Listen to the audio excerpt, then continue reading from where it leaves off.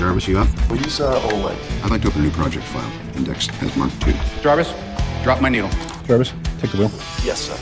Jarvis. Welcome home, son. He runs more of the business than anyone besides Pepper. Oh? Top of the line. Yes? I suspect not for long. Meet the competition. Hi。最近看到很多人在聊 AI agent 有多能干，确实能干。你把一个任务丢给他，他去查资料、写文档、发邮件、改代码，一套下来，以前3个人干的活，现在一个 agent 就搞定了，还不用发工资，不用休假，不用打卡。效率提升这件事儿是真实的，替代这件事儿也是真实的。但我觉得这个讨论里有一个更核心的问题没有被认真讲清楚。问题从来不是人够不够用，问题是活够不够多。先说一个真实的数据，从2022年11月 ChatGPT 发布到2024年初 Upwork 平台上写作类的工作数量下降了 33%， 翻译类下降了 19%， 客服类下降了 16%。不是人找不到工作，是工作在变少。这还只是自由职业平台上的数字。在更大的就业市场里，根据 Bloomberg 分析全球约 1.8 亿份招聘信息得出的数据，2025年全球整体岗位数量同比下降 8%， 计算机图形艺术家招聘量下降 33%， 合规专员下降 29%， 撰稿人下降 28%， 记者下降 22%。 这些数字背后的逻辑很简单，你花钱买的那些服务，现在可以自己用 AI 做了。以前你要做个宣传图，得找设计师，要写个文案，得找文案，要整理合同，得找合规人员。现在这些事情，一个懂点 AI 工具的人，加上几个 agent， 基本上都能搞定。于是原本的需求消失了，活就这样没了。更有意思的是下面这个逻辑 ，AI agent 大规模普及之后，他们自己不消费。这听起来像废话，但其实是个非常严肃的经济学问题。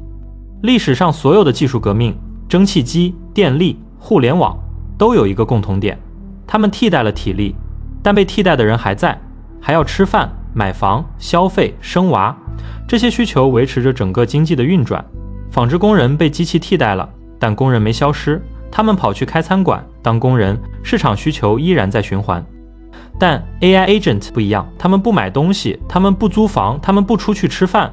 所以当一批人的工作被 agent 取代，这批人的收入减少，消费随之减少，整个市场的需求进一步萎缩，于是就需要更多的活。但活本来就在减少，这是一个闭环，而且方向朝下。说到这里，有人可能要说，历史上技术革命也都经历过这个阶段，最后总会出现新的工作。当然，这完全有可能，但我想说的不是这个问题。我想说的是，在等那个新的工作出现之前，这段时间里活是怎么分配的？我的判断是，利好有关系能拉到活的人，利空除了能力什么都没有的人。你想一想现在的局面，活越来越少，但不是消失，是集中。有资源、有关系、有渠道的人依然能接到活，甚至接到更多的活，因为他们可以用更少的人做更多的事，报价更低，效率更高，反而更有竞争力。但另一边，那些靠着纯粹技能在市场上接散单的人，处境就很难看了。以前你写稿比别人快，画图比别人好，这是你的护城河。现在这个护城河正在被 AI 快速填平，活减少了，竞争者却增加了，因为会用 AI 工具的人越来越多，门槛越来越低，报价越来越卷。有个朋友做自由撰稿，前2年月入2-3万，挺稳的。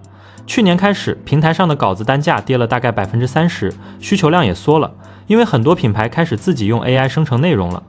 他跟我说，感觉不是我变差了，是那个市场本身在缩水。他说的是真话，那个市场确实在缩水，所以问题不是你会不会用 AI， 这是个被说烂了的建议，大家都去学 AI 工具，然后呢，大家都学会了，门槛又回到了原点，只不过这次大家都更便宜了。真正的问题是在一个活越来越少， AI 越来越能干的世界里，活是按什么分配的？现在看起来答案不太好看，活是按关系分配的，按信任分配的，按位置分配的。你在不在那个圈子里，你认不认识那个能给你下单的人，你有没有那个能直接说话的渠道，这些东西 AI 帮不了你。 AI 能帮你做事，但它帮不了你找到做事的机会。这让我想到一个有点悲观的推论， AI 的普及本来有一个很美好的叙事，技术民主化。以前要雇一个团队才能做到的事，现在一个人用 AI 就能搞定。以前要有钱有资源才能触达的技术，现在人人都能用。门槛在塌陷，机会在均等化，但现实可能是反的。当所有人都能用 AI 干活的能力作为竞争优势就消失了。消失之后，决定胜负的那个变量反而是那个最古老的东西。人和人之间的关系、圈子、信任、资源这些东西，历来就不是均等分配的。所以 AI 的普及最终可能不是在拉平差距，而是在加速筛选。有关系的越来越好过，只有能力的越来越难熬。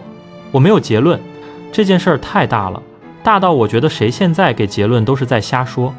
但有一件事我越来越确定，接下来几年那个问题不是你够不够努力，也不是你有没有学 AI， 而是另一个更朴素的问题：你认识的那些人还在不在呢？